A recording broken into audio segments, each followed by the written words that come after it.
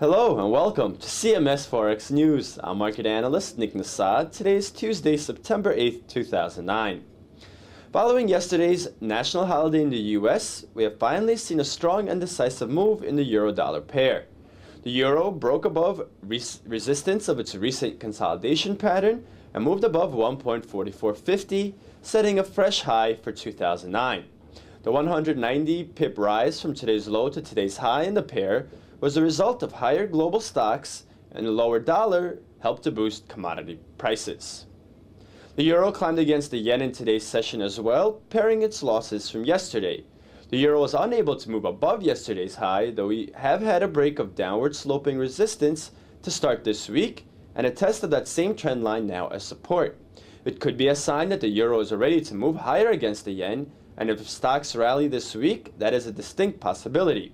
On the downside, risk aversion can push the pair back down to its levels from last week. In fundamental news from the Eurozone, German exports, a key driver of growth for the economy, rose for a third straight month in July. In seasonally adjusted terms, exports are up 2.3%, while imports remained flat, improving the trade surplus to 13.9 billion euros. A pickup in global trade will help the German economy as it has already posted positive growth in the second quarter, and Germany is the world's largest exporter. The better trade data was countered later in the session by a disappointing industrial production report. German industrial production slid 0.9% in July after an upwardly revised 0.8% gain in June. The data was disappointing as forecasts had called for a 1.6% increase. The German economy has seen some bright fundamental news recently, as the economy posted positive growth numbers for the second quarter, as we mentioned, has seen its exports and factory orders rise in July, and business confidence has increased for a fifth straight time in August.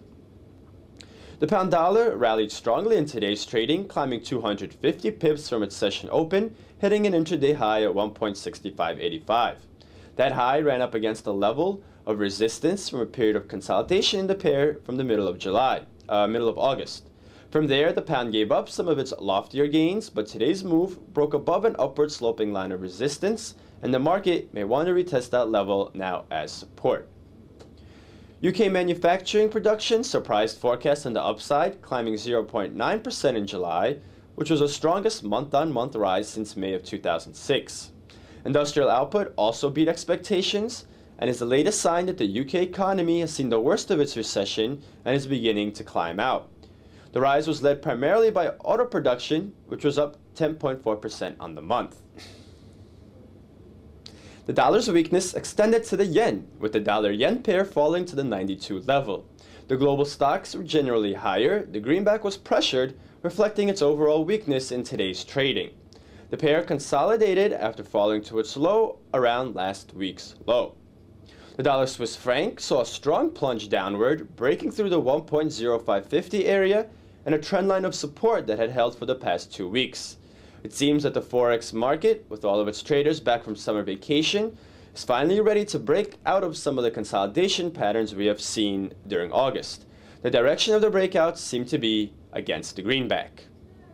The US dollar-Canadian dollar pair meanwhile hit a monthly low as the pair fell to the 1.0670 area. The pair moved below an upward sloping line of support yesterday, fell down to today's low, but then rallied to that same trend line. Despite rising oil prices, the loonie was unable to extend its momentum from earlier in the session, as there is a sense of caution that the Canadian dollar is approaching its year-to-date highs, and with the Bank of Canada policy announcement looming on Thursday. Tonight, the UK will post its data on consumer confidence and retail prices. That will be followed by Australian reports on consumer sentiment, home loans, and retail sales. Overnight, Japan will post its leading indicators and machine tool orders, while the UK will reveal its trade balance. Tomorrow, the fundamental docket is light, with Canada releasing data on housing starts and the US posting its beige book. At 5 p.m. tomorrow, the Reserve Bank of New Zealand will decide on interest rates and give its policy assessment.